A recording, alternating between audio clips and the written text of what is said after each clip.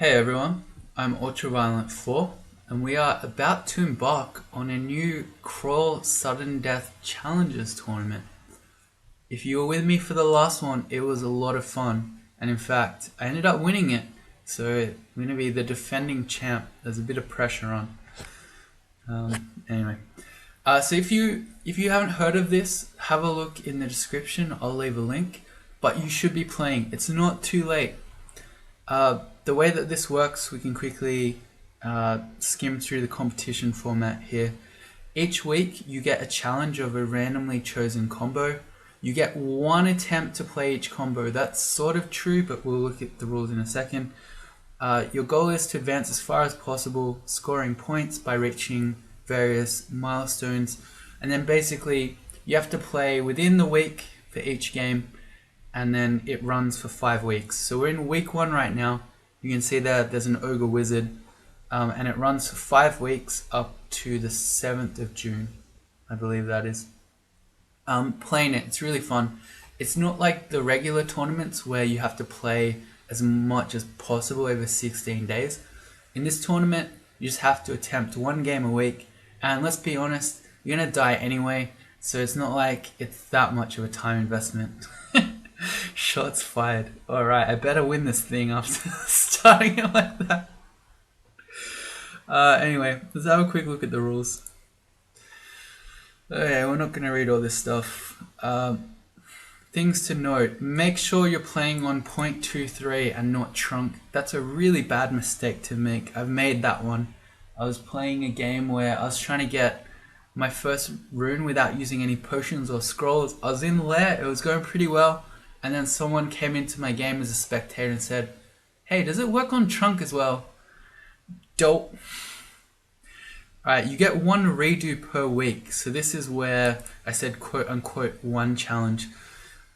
You get 1 nonsense death as long as you die before experience level 5. I mean nonsense insofar as, you start the game and you're right next to a jackal pack before you get any chance to do anything. So yeah, 2 attempts as long as you die early. I've never had to use one of those. I've heard people asking, should you die on purpose if you haven't had any good drops before you become level 5? The answer is no. We'll go through all of this stuff. Okay. Yep. Alright, so basically each week for each combo you can get a maximum of 10 points. So you get a point for killing a unique, entering a multi-level branch of the dungeon, as in you have to go into a branch. So going into Lair is normally the typical one that would get you that one. Reach the end of a multi-level branch, again getting to the end of Lair. Champion a listed god. Each week you'll be given 3 gods for you to worship. If you become max piety for one of those, you get this point. If you abandon that god, you'll lose it. So you don't switch, you just pick one. Collecting a rune gets you a point. Collecting 3 runes gets you a point. Winning gets you a point. And then each week there'll be 2 bonuses, a tier 1 and a tier 2 bonus. Getting those gets you 1 and 2 points respectively. And then over the course of the whole tournament, there are these one-off points that you can get. So we've got winning a game with 15 runes gets you 3. Clear a zig. Enter Zot at experience level 20 or lower. And then we've got the big boys at the end, 6 points for each of these. Winning a game in under 40,000 turns, winning a game without entering Lair, and getting a rune without using potions or scrolls. So for these ones you sort of have to, it's a bit of a gamble. You're trying to think, alright, maybe this combo this week and the tier 1 and 2 bonuses are difficult. So I don't want to say try to also at the same time get a rune without using potions or scrolls. But then maybe the next week's going to be even harder. So in my tournament last time, I purposefully gave up 1 of my god points. So on my troll, I switched to Jevia to be able to walk into slime and get a free slime rune. It cost me a god point, but it meant that I got my guaranteed 6 points for getting a rune without a potion or a scroll. Whereas my other or the other contenders for the win all didn't do that. And then in the last week or the second last week, most of them in the last week, trying to go for that all ended up dying. So yeah, again, a bit of a gamble as to how you approach it. Yeah, fair crawling rules, whatever. Let's have a look at week 1. So I'm starting a little bit late because I was finishing off the game of the month. So some people here have already won. They're the green ones. The red ones are people that have died. So we've got some deaths here. A couple of people dying on 9 points. So they got 3 runes, but then they died. That's very unfortunate. So up here at the top, we're playing an Ogre Wizard. And this should this should make all of you happy who have been trying to get me to play an Ogre for my entire YouTube career. I haven't played one. Ogres make me pretty sad because they aren't good with giant clubs anymore. But hey, if a tournament's making me play it, then I'll play one. Ogre Wizard. Our tier 1 bonus is to collect a rune before entering shoal, snake, spider or swamp. And tier 2 bonus is to collect a rune before entering Lair. So to me, this sounds like the perfect week to try to win without going into Lair. I mean, if you're going to collect a rune before entering Lair, you may as well then just try to win the game without entering Lair. Pairs really well. And the thing is, I learnt this last tournament as well. There will be weeks where you can't go for some of these things. Like for instance, let's say we're trying to do a Lairless win, and our tier 1 bonus for that week is get a rune before, say, 15,000 turns or something. Well, for something like that, you wouldn't be able to skip Lair because you're going to need to go into one of the Lair rune branches. So while you have the opportunity, I think you should collect those points. So I will be attempting a Lairless victory. If we get that far, I mean, I might die in the early game, who knows. And our 3 gods for this week are Ash, Hep, OgWz. Interestingly, most of the morgs that I've looked at, well, that was an OgWz. But for a lot of these, seems Ash is really popular. Okay, let me just... I know this one is definitely... This is Litchi, or Lisi. I've already forgotten how to pronounce your name. I was watching some of this run. So this was an Ashanzari run. To me, Ashanzari is one of my... Well, it's actually my least favorite god. But even ignoring that, I feel like Hep and OgWz are both quite a bit stronger than Ash is. Because the most difficult part of this game is going to be going into Lair and going into, say, Elf really early. Because you're doing both of those without any Lair experience. So Ash is typically pretty slow to get started. Whereas something like Hep would be my preferred god. You're going to have your ancestor then. You're going to be really strong.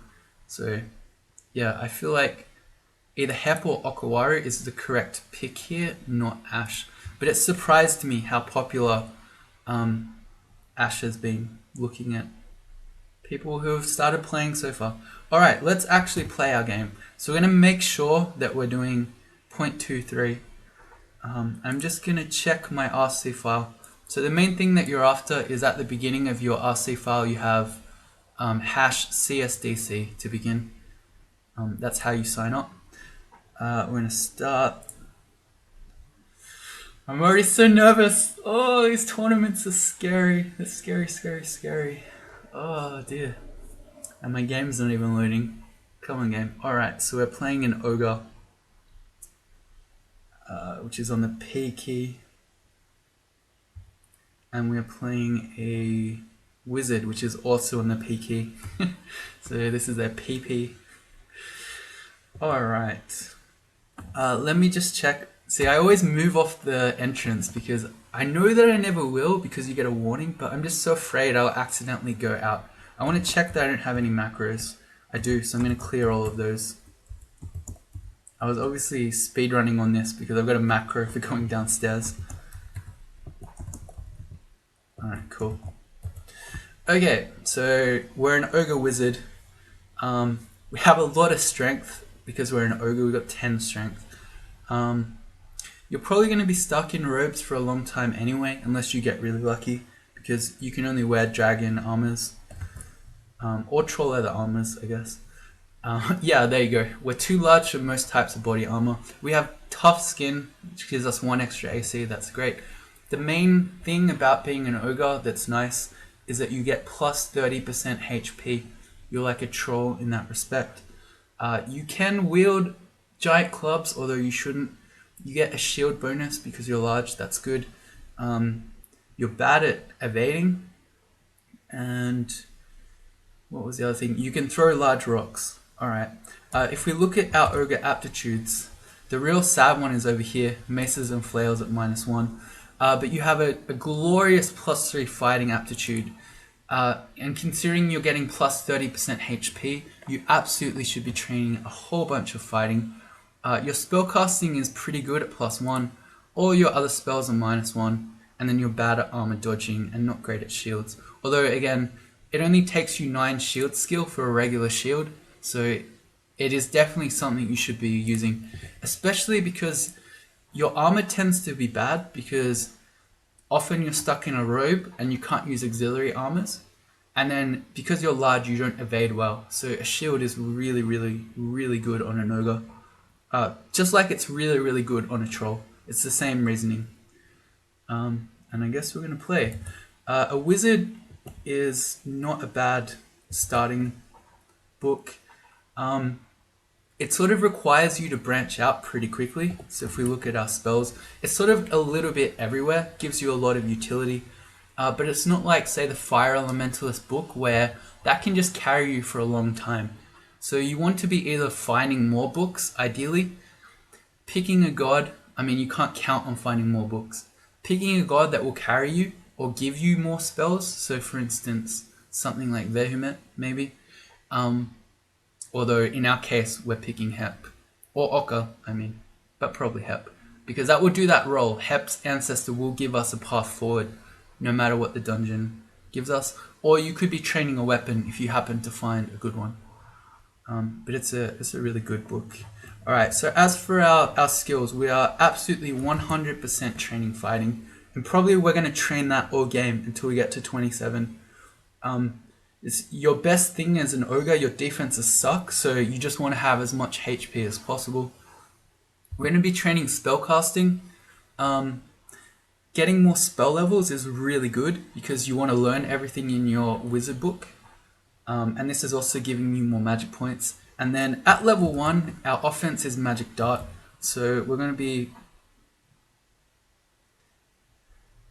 Do I want to focus conjurations? Probably. So we'll focus conjurations. I'm not going to train it too much though, just till level 2.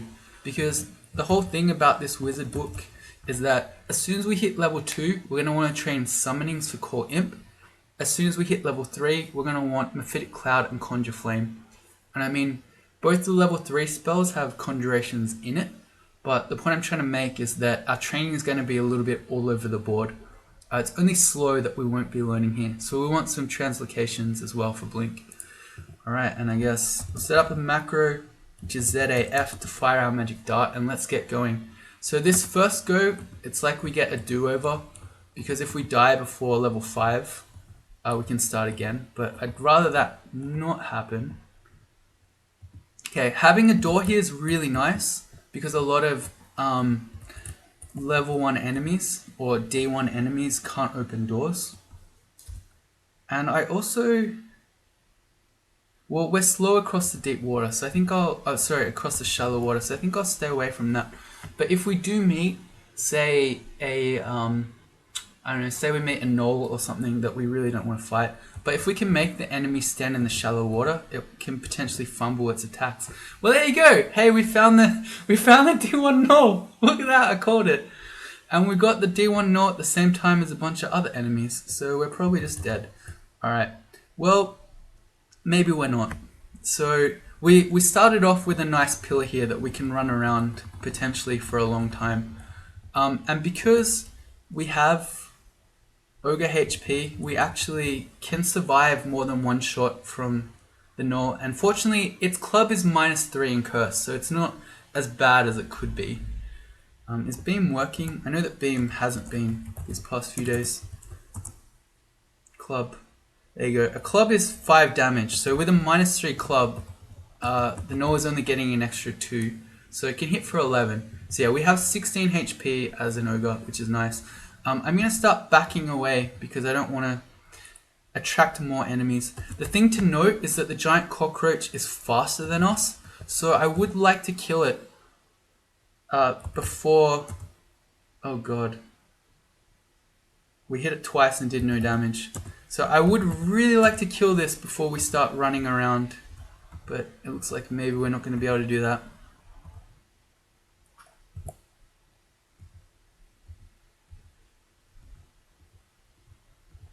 Okay, yeah, I was expecting the cockroach to move in front again. Alright, we didn't kill it.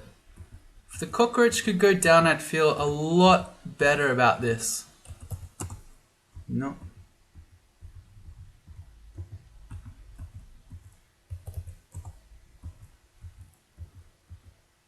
Every time we get a magic point, I'm going to shoot a new magic dart at the cockroach. And I really just need that to go down. The other enemies, we can kite around this for as long as we want. But the cockroach, because it's faster than us, we can't.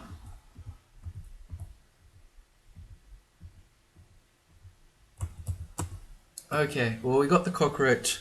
We absolutely can't fight the gnoll right now. Let me just check. Yeah, it doesn't have a body armor on. We're going to walk around this. We're going to hope that no other enemies turn up. I can't afford to walk up and shut the door. But we're just going to walk around this until we get our HP and our magic points back. And then we're going to try to take this down. This is the perfect start. Actually, because he's dropped behind a turn, I may as well get a free shot off here. Never mind, he random energied in and hit us. Ouch. Alright, well, we walk around. We might be at this for thousands of turns, by the way. We only have one ration, so, I mean, we can't do this forever, but we might be doing this for a while until we get... Oh, I nearly messed that move up there. That could kill us. If I mess this up, say I accidentally walk into the corner here, because I get my key presses wrong, we could die. So I need to concentrate somewhat. I can't do this too fast either.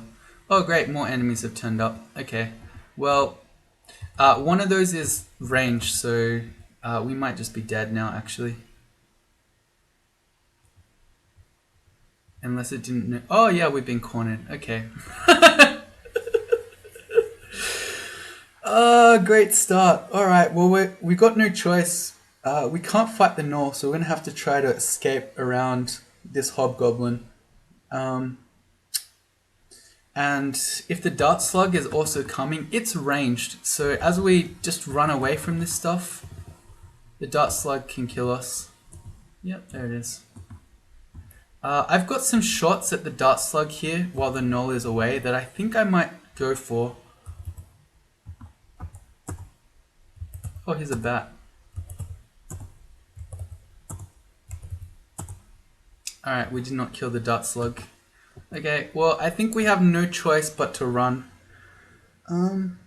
Because the dart slug is also slow.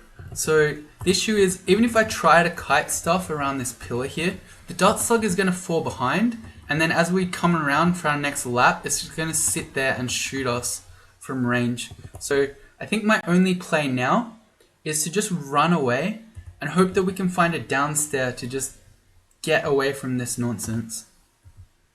But there's the downstair. Alright, so we had seen one. So we just try to get down the downstair and hope that there are no more enemies there. If the bat could get off the stair, that would be great. I'm going to shoot the dart slug, maybe? Didn't kill it. Alright, let's go down. There's nothing here. Alright, we get super lucky. I say we get super lucky after this. Super lucky. I'm so thankful. Anyway, the point is, there were no enemies here, so we got to rest. Our main issue though is we're now on D2 as an XL1 character. Now, it was bad enough meeting one halberd gnoll. On D2 we can meet, it was bad enough meeting one D1 gnoll. On D2 we can meet whole packs of them, including halberd gnolls. We can also see Sigmund here, we can see other uniques. So it's a very scary place to be. Unfortunately, I don't think we can go back up the stair. The Gnoll could be there. We've got all those other monsters. We can't do it. So we're just going to have to hope that we can get some experience here on D2 and then make it to experience level 2. Because as a wizard, once you hit experience level 2, you're so much stronger because you get Call Imp. Call Imp lets you kill everything basically for quite a while. But yeah, as a magic dark guy, you saw there we struggled even just to kill a cockroach.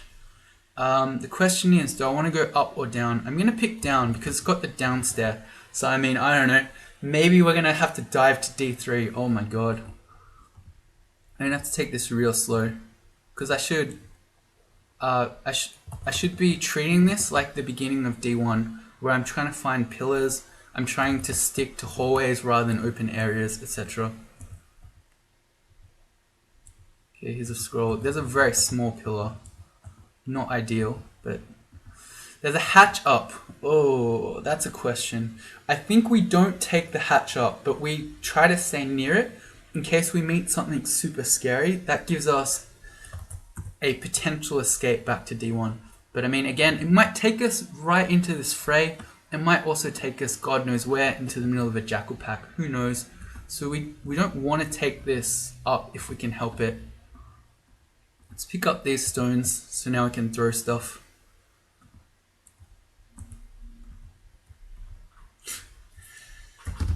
My heart is just racing. A quokka. Quokka's kind of scary. It can bite for 5 damage, but it's fast. So it's like the cockroach, but even more difficult because it hits harder. So what I can do is I could just run to the hatch and take it, or I could try to kill this here. We've got 1, 2, 3, 4, 5. It's 5 tiles away, so we'd probably have 4 magic dart attempts. And if we could kill it, we'd get a bunch of nice experience. But the issue is, if we don't kill it, and then I make the escape hatch play up, we'll be going into the unknown without any magic points. So this is a really hard choice, actually. I'm going to shoot 1 and see how much damage it does, and then assess. Quite a bit of damage. I feel like maybe we can kill the quokka. That one did no damage. Okay, yeah, I think we can. We killed it. That gave us 20 experience points. That's really good. We just need to get to experience level 2. We also need to find another upstair. A dart slug, that's fine. We can kill those. They're most dangerous to a low HP character like a Spriggan or a Felid, where they can one-shot level 1 Felids if they connect. We got 2 scrolls of something. Decent chance that scroll is ID, but I don't want to find out because we don't have any potions yet. Ogre Wizard, that's another D1 type enemy that we can fight. It hissed, so I want to start backing up in case it attracted more enemies. No. Okay, I want to try to stick close to this upstair. So let's come back here. And I hope we can find another regular upstair. Alright, we're super far away from the hatch now. It's another regular enemy. He shouted, so I'm again backing up. Like if someone like Natasha turns up, could be in a lot of trouble. We reached level 2, perfect. Let's learn Call Imp. We have enough to learn Call Imp and Blink. So I think I'll learn both of those. Especially in the situation we're in, a random Blink might be crucial. But I'm going to make a new macro for Call Imp. And I'm going to... we're taking Conjurations just to 2. I'm also going to focus Summonings, probably also to 2. It's a 16% chance to fail, which is a little bit high. Most of the time we'll get it, but I don't know, it could be super bad if we failed it a bunch. Oh, it's a rat. We're getting so lucky with the enemies we're finding here on D2. Let's keep exploring. We're looking for a regular upstair, and we're kind of half hoping it's not this one. because this isn't really far enough away from the null and all the other stuff. But I mean, maybe if we just have a bit of space and we get lucky on our core imp rolls, maybe we could fight that stuff now. Some sling bullets, a potion. I'm gonna head towards the potion. That's a worm. Let's pick up all this stuff. That's a kobold who's throwing stones at me. The tomahawks are really good. I'm going to quiver those. It allows us to throw stuff at range. Oh, so the issue with the worm, it's slow, so I can run away from that forever. But the thing with the worm usually is you just kite it back, and if you need to leave, you go back upstairs. But we don't really have an upstairs to go back to. So if we could, I don't want to use all my magic points on the worm while a kobold is still around. Oh, right, I just threw the tomahawk instead of using my spell. Hang on. Alright, we got him. Maybe I might try a call imp here. No, okay, that's not going to do it. I was going to say, if we could get a white imp. A white imp will kill everything, including your Sigmund and your dangerous uniques for a long time. That's a +0 whip. Because an enemy was carrying it, and items are now revealed that enemies are carrying, I know that this isn't cursed, so I can wield that as well. So now if I'm forced to fight something in melee, I've got a weapon, I've got a bit more damage. Alright, we've got 2 magic points again. Oh, okay. A Shadow Imp can probably kill the worm. It's got the Pain ability. So, if that just cast Pain, it didn't. Maybe Magic Dart, not quite. Maybe if I throw the Tomahawks. 1 more Magic Dart, not quite. It's just right on the edge of having enough damage to die. Yeah, I think my Magic Darts aren't going to be enough damage to take it down. So they're slow, but they have high regen. I'm gonna need a white imp. That's the only way this is gonna work.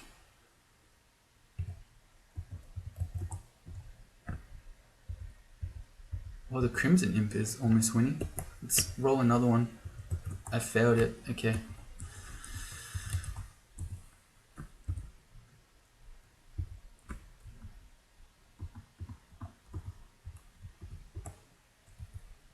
I have a chunk of flesh, so if I make myself really hungry doing this, I won't necessarily die.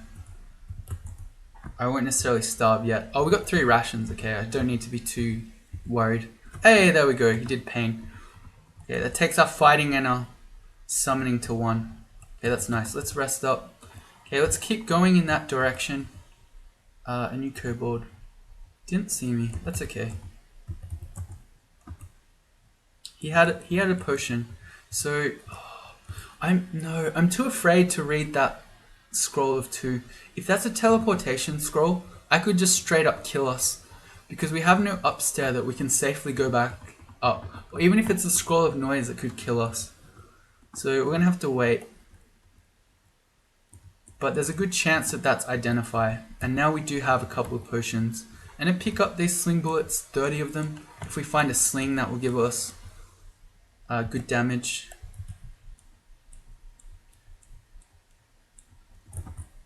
Alright, where are our upstairs at? Oh! Okay, well there's our D2. We've been effectively... This is effectively a D1 Hep altar. Okay, well that's amazing. So, as long as there's no debate like Sigmund just standing around this corner. I'm going to go up actually. That seems like going up is less into the open, because this seems like the edge of the level. Whereas if I go down, there's more chance for there to be monsters standing here. Wow, okay. Alright, so Hep is my preferred god for this round. And for us to find it on D2 when we're still experience level 2 is amazing. Alright, yes, we will absolutely worship Hep. Alright, cool. So we get OgWz, so it gives us a random name, but I can name that. So it's basically, I'm Ultraviolet 4. Who is my ancestor? Well, of course, it would be Ultraviolet 3. who was male. I'm pretty sure. Okay, so we got our ancestor Ultraviolent 3, who's hopefully going to carry us. Now, Hep is an Invo god, but at this stage in the game, this early, I don't think we care about Invo. We're still trying to be an early game wizard. We're still trying to actually just cast our spells. But this makes us a lot stronger. Our ancestor can just fight enemies. And we have our ancestor now, in addition to being able to make imps, we're quite a lot stronger. A huge amount stronger. So in some ways in our game, we've been extremely unlucky with that start, but we managed to live through it, and since then we've been very lucky. Now we just need to find an upstairs, so we can go back to D1.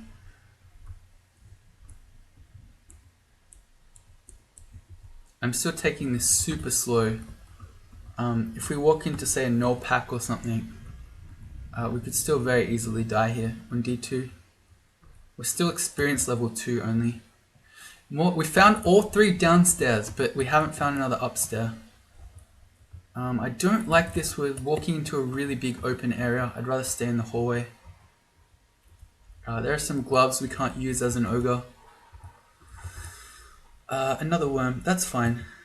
I'm going to use all my magic darts on it, and then I'm just going to let my ancestor fight. Okay, it didn't work.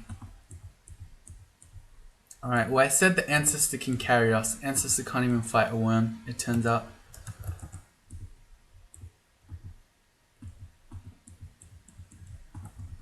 Okay, you know what? Without any magic points, I don't want to fight the worm. And so an ability you get with Hep immediately, it costs you 2 magic points, no hunger, is to recall your ancestor.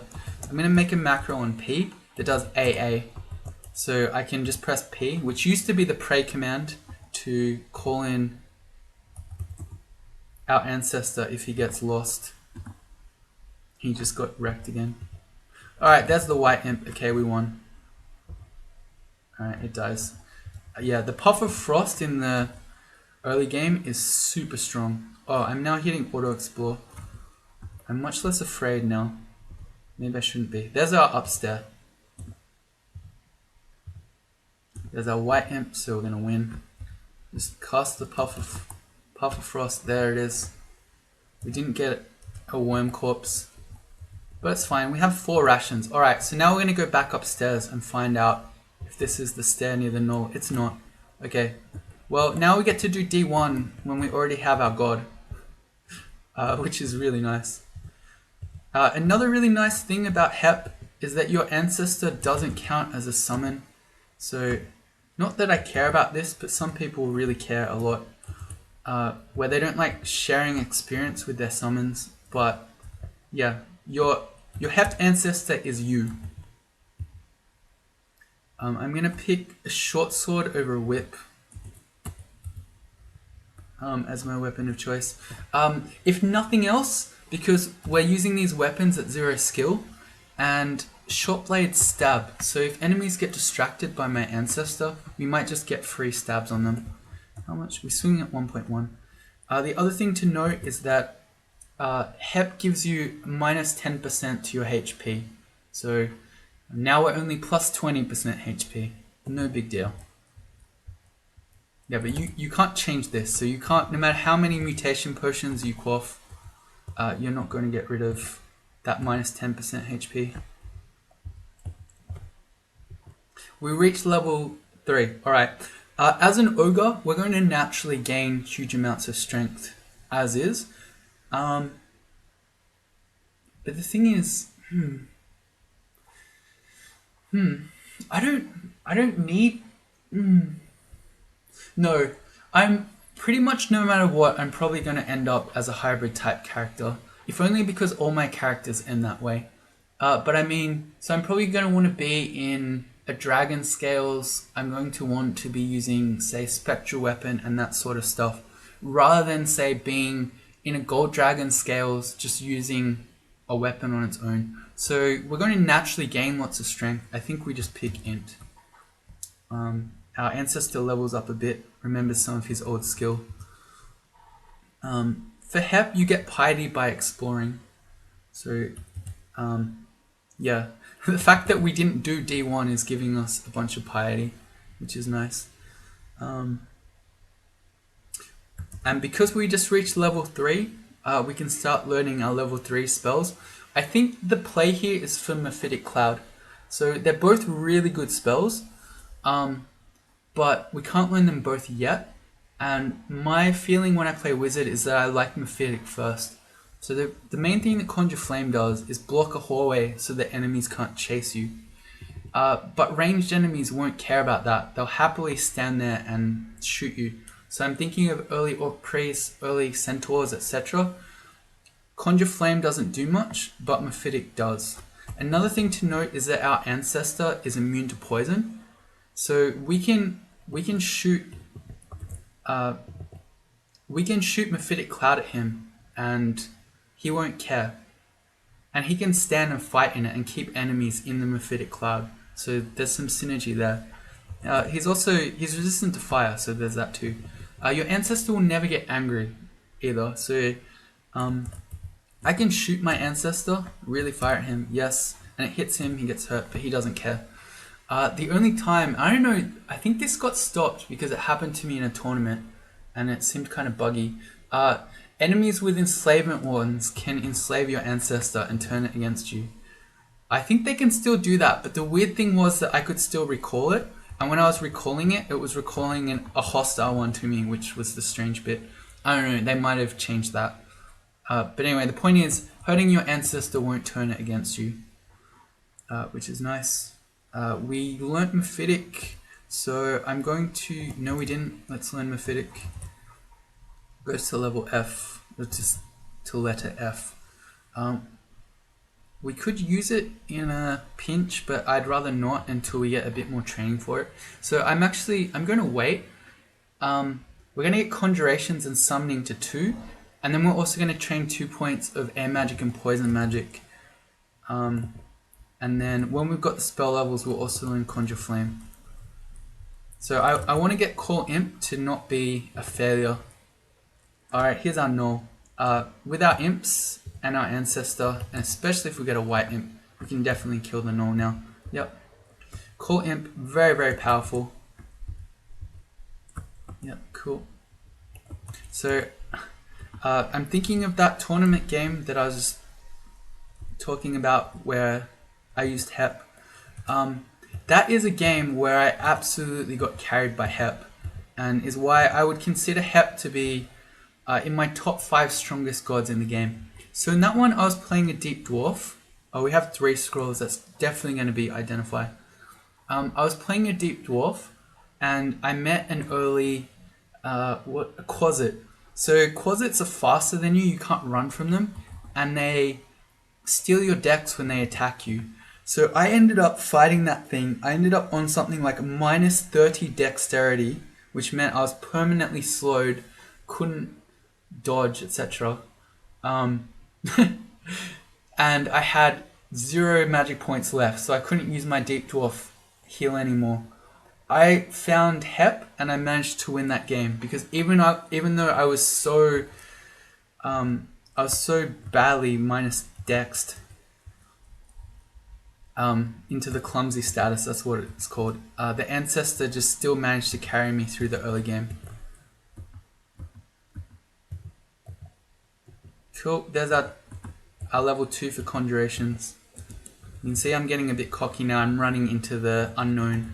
I'm going to pick up this spear, that's actually preferred over the short sword. So our spear, we can poke over our Ancestor. Also, if we use Conjure Flame, we can poke over the Conjure Flame. So it has a lot of synergy. Also, if we look at aptitudes for our Ogre, Polearms is one of our 0 aptitude weapons, so it's one of our better ones. We're good with axes, polearms, and staves. Not good with maces and flails, not like this. I'm going to try not to just complain about that this whole game. But anyway. Spellcasting to 4. We've got 2 levels, we can almost get Conjure Flame, not quite. Yeah, I'm just going to keep training like this until we get 2 summoning. And then we'll do the other stuff. Alright. Okay, so now that we've cleared D1, I feel happy about reading this stack of 4 scrolls. It's probably Identify, but if it's Teleport now, when I read it, we can go back upstairs. It is Identify. We're going to do this 2 stacks of 2. One is Degen. One's Ambrosia, which is really nice. This is really strong in the early game. There are very few enemies that can out-heal you while you have Ambrosia. But the other thing is that we can always be letting our summons and ancestor fight while we just quaff an Ambrosia. I'm going to do one more potion, and then I think I'm actually really tempted to identify our amulet. Some of these amulets could have a really big impact on our game here. Say we got an amulet of faith would be really nice. An amulet of, say, +6 reflection would be really nice. Or an amulet of, I don't know, magic regen would be really good this early. So because there's a chance of just upping our power a lot, I'm going to do that one. It's Rage. Still worth putting on. It's like having Berserk potions that work 50% of the time, but that is still really strong to have in the early game. So I'm not disappointed by that. Okay, so for this one, I'm reaching over my ancestor to attack the one. Another nice thing about our ancestor is that it sees invisible.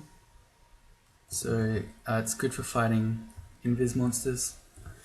Here's a Jackal pack. At this point, I'm not afraid anymore. Early on in the game, this would be scary, but not now. Now that we've already got a god, we can exclude this upstairs, and on we go.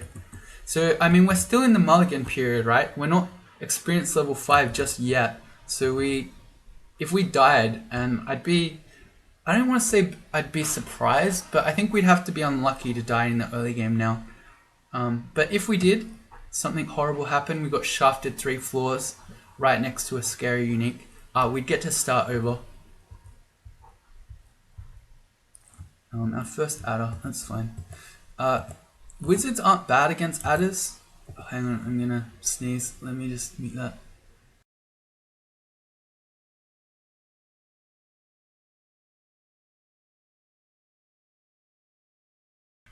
Excuse me.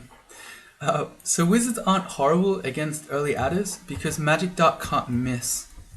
And an Ogre Wizard is pretty good as well. This is almost certainly Robin with how many goblins and hobgoblins have turned up here. I'm going to tell my ancestor to march in, and I'm going to make some imps to help out. And then if Robin is here, surely Robin is here. Apparently not. I'd be surprised if she isn't wandering around nearby. I'm also really tempted to just start reading these scrolls. So I usually like to wait for D4 because then you might find the temple. But in our case, we don't care about the temple. We've already got Hep. So these are all single scrolls, but I don't know. Let's say we found an early acquirement. Can you find acquirement this early? I don't know that acquirement spawns on the first 3 floors, maybe. But I'm just going to go through these. So then I like to have my scrolls usable. So I'd rather waste them just so I know what they are. It means over the course of the game you get 1 less, sure, but it means in this early game where you tend to have the most dangerous situations, you potentially have access to a tool that you wouldn't otherwise. That's our blinking scroll. Yeah, so see now if we find another blinking scroll, we'll know what that is and we'll have the tool available to us. There's amnesia. I don't want to forget any of these. Teleportation, so we go upstairs. Similar to the blink, now I'm going to know for any future teleportation scrolls we find. That's probably kind of a bold pull. I didn't need to make that. Okay, there's our level 2 for summonings. So Call Imp has gotten to 9%. Maybe I should get that up a bit higher. Yeah, I think I will. So what I'm going to do here is I'm going to train summonings to 3. And I'm going to focus Air Magic and Poison, both of those to 2, so that Mephitic drops a bit. We might need to go to 3, but we'll just take it to 2 and then we'll have a look. And we probably can learn Conjure Flame now. Yes, we can. It's at 26% chance to fail, which isn't bad. It's funny. It's a little bit less than Mephitic because it's a 2-school spell rather than a 3. So we can use that now if need be. Like for instance, this would be a good use of it, although I don't want to use it because it's a level 3 spell that we're going to fail a quarter of the time. But for instance here, I could put the flame down and then I could just reach over it and attack. But I'm just going to use my ancestor in the same way. I'm going to reach over him to attack. Why did I get a force more? I think it was for the adder. What's worse? We don't know if we have curing, but we have ambrosia, so it's basically impossible to get poisoned to death with ambrosia this early. So I'll just stay here and fight the adder. The ancestor works like summons in that unless he directly goes and attacks an enemy, enemies will never notice him. So monsters only roll stealth checks against you as a player. So that was partly why I didn't want to swap away from the adder, because I didn't want to be standing here and opening myself to any new monsters in the room. Whereas the ancestor, they might hear the sounds of the fight, but just the ancestor standing there wouldn't attract them. I don't know. Maybe that's mostly nonsense. I mean, it's not nonsense in the fact, but maybe that consideration was nonsense. I'm not going to enchant weapon this spear. We don't really need a +2 spear. Here's the null pack. Alright, we're going to start backing up. I'm going to tell my ancestor to fight them, and you know what? We can maybe Mephitic them.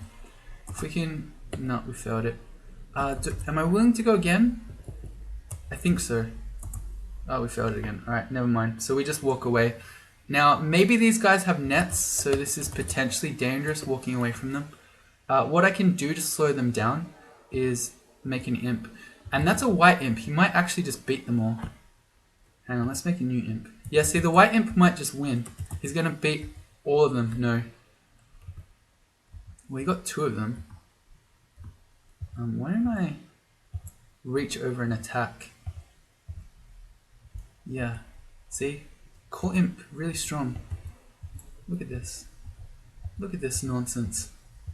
Look at this. We're just fighting null packs. Our ancestor can't, but imps can. Especially, yeah, the cold ones. Super OP. We reached level 5. Alright, so now we're playing for real. Now if we die, that's it. We've entered the sudden death portion of the tournament. Alright, very spooky. I don't believe how this early game went. To have that really rough start, to actually straight up call out the D1 null right before meeting it, all that other stuff, to then have the other enemies turn up while we're trying to kite, but to safely make it through D2 and find a D2 altar. It's like a roller coaster of a game so far. I'm still expecting Robin to be somewhere around with how many goblins and hobgoblins we found, but I haven't seen her. Here's a short sword of venom. Okay, well that's going to be a better regular weapon over the spear. So I'm going to do it a different way. I'm going to have the spear on A, and I'm going to assign the short sword of venom to B. I'm using =I to do that, and then I can hit apostrophe to switch. So by default, I want to have the spear for all the reaching, but if need be, I can hit something with venom and then just kite with my ancestor, with imps, with the blink spell, and so on. Alright, let's keep going.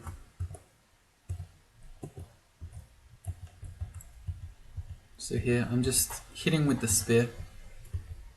Yeah, our ancestor's just winning. It's pretty nice. Alright, done exploring. Alright, so we're starting D4, already with a pip of piety on our god. We hear the sound of rushing water, and we see We see a wand of digging. Okay, so we just reached 2 pips of piety, and we now get to decide what type our ancestor is, which is a really big decision. It's a really important decision, and I kind of like to think about it actually. So give me your thoughts. My preliminary thoughts are that I don't want to be a battle mage. I think that's sort of the meme ancestor. So it would be between knight and hexer, and I'm going to think about that. We'll talk about it before I make the decision in the beginning of the next episode. See you then.